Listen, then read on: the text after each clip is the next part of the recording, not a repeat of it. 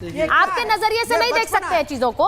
दुनिया में इसकी बात हो रही है, चर्चा हो रही है। अगर आपकी अनुमति हो तो 20 सेकंड, विवेक जी 20 सेकंड चाहता हूं मैं आपसे, अगर आपका इंटेलिजेंस हो तो 20 सेकंड। शरीफ खड़े हो गए। अच्छा शहजाद जी बोल रहे हैं, आप रुकिए जरा। 20 सेकंड, मात्र 20 सेकंड विवेक भाई, मात्र 20 सेकंड। देखिए विवेक और मैं तो लगभग हर रोज ही डिबेट करते हैं, हमारे अच्छे मित्र भी है। एक्चुअली आज डिबेट में एक दिख रहा है विवेक, पर है 3। ट्राइपोलर डिसऑर्डर है इनको। एक विवेक है जो चाइना रशिया के साथ अच्छे रिश्ते बन रहे हैं, उसके लिए खुश है, वो वाला विवेक है।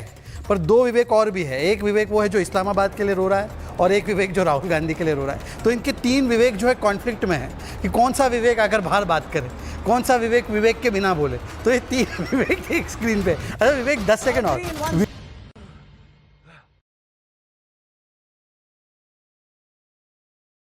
पिक्चर चालू करो बे। विवेक जी, अरे 10 second, last 10 seconds. Vivek 10 second. Vivek ji talking about consistency, भाई केरल और दिल्ली में तो कांग्रेस को लेकर कंसिस्टेंट हो जाओ। वो केरल में आप गाली देते हो और वहां पे दिल्ली में फ्लर्टिंग करते हो, तो आप कौन से कंसिस्टेंट है कांग्रेस के साथ? हमारा परमानेंट इंटरेस्ट कंसिस्टेंट है। There are no enemies and no friends in international politics. एक ही सत्य है, परम सत्य है हमारा राष्ट्रहित, और राष्ट्रहित के प्रति हम कंसिस्टेंटली काम कर रहे हैं। जब हमारा राष्ट्रहित क्वाड में होगा तो क्वाड में, जब हमारा राष्ट्रहित एससीओ में होगा एससीओ में। कोई इसमें कोई आपको, आपकी चूक नीति है और मूक नीति है, मतलब मूर्खों की तरह विरोध करना है और चूक करते रहना है। ये चूक नीति से बाहर निकलिए। लेकिन I agree with Vivek, I agree with कौन सा वाला? 3 विवेक नहीं होना चाहिए। हमें शर्मिंदा है इस विवेक पर।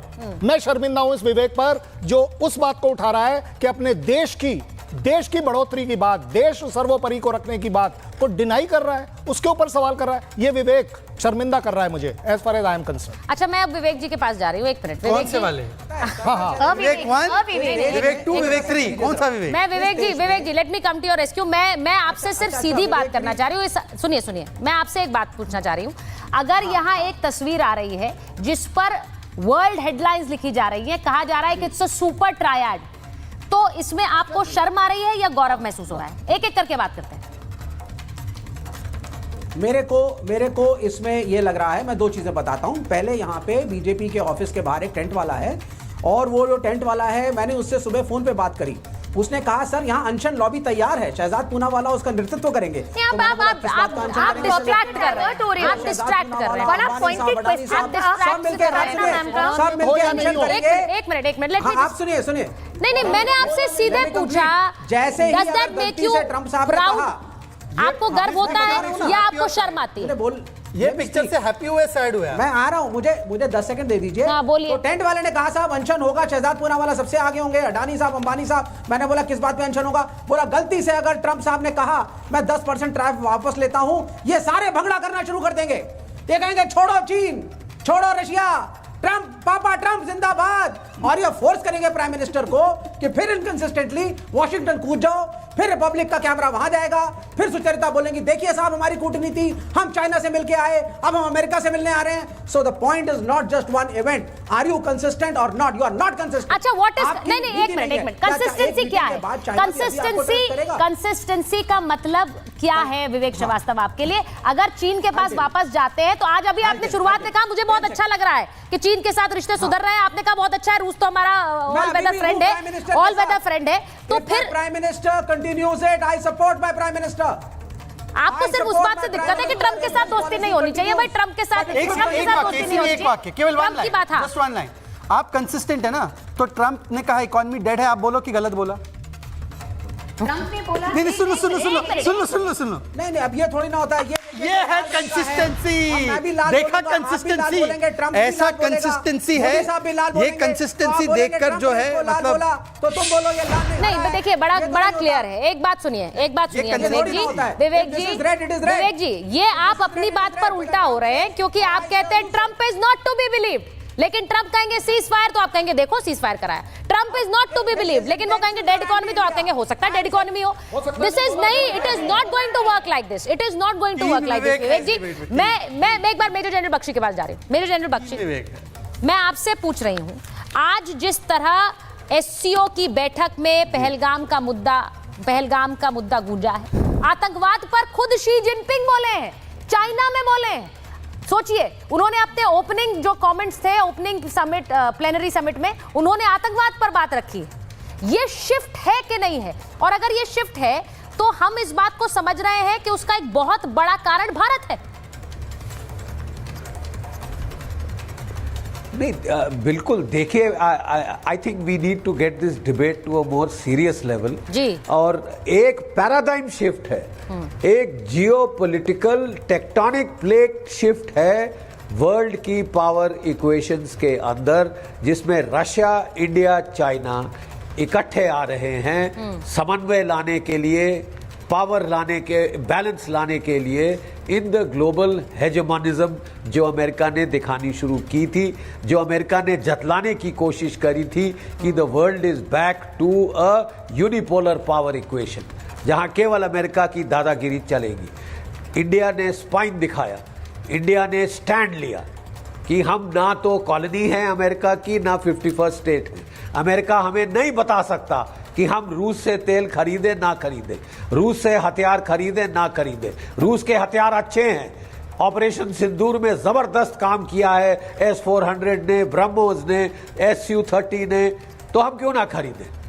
अमेरिका कौन होता है हमको कहने वाला कि तुम यहां से खरीदोगे, यहां से नहीं खरीदोगे? हम अमेरिका के अधीन नहीं हैं। और हमारी देखा देखी, जैसे मैंने बताया, कनाडा ने F-35 डील कैंसिल कर दी है, जापान ने अपना टॉप नेगोशिएटर वापस बुलाया है, और पूरी दुनिया अब वापस जो है आंखें दिखानी शुरू कर दी है अमेरिका को, जो कि अभी तक तो यूरोप भी लेट गया था साहब, जाके साष्टांग दंडवत कर रहा था उनके सामने। जहां तक पाकिस्तान का सवाल है, देखिए चीन के लोग भी अंधे नहीं हैं। 90 अरब डॉलर के करीब कर्जा है चीन ने पाकिस्तान को दिया हुआ, अरबों डॉलर खर्चे हैं चाइना पाकिस्तान इकोनॉमिक कॉरिडोर में, अरबों डॉलर के हथियार दिए हैं। 80% पाकिस्तान की सशस्त्र सेनाओं के हथियार चीन के हैं। और यहां पे मुल्ला आसिम मुनीर एक छलांग मार के डोनाल्ड ट्रंप की गोद में बैठ जाता है, कहता है चीन के हथियार बेकार हैं, मुझे तो अमेरिकन शाइनिंग टॉयज चाहिए फ्री के। ठीक है साहब, तभी देखिए आज ऐसी किरकिरी हुई है शहबाज शरीफ की कि दया आ जाती है उसकी शक्ल देख के। ठीक है, दया आ जाती है। बटलर है ये आसिम मुनीर का, और सारी दुनिया इसको बटलर जैसे ट्रीट कर रही है। भाई आपको इसको शहबाज शरीफ को डोनाल्ड ट्रंप ने नहीं बुलाया, इसके राष्ट्रपति को नहीं बुलाया, है जरदारी को नहीं बुलाया, उसके जर्नैल साहब को बुला के 2 बार बुला लिया है 2 महीने से कम के टाइम में।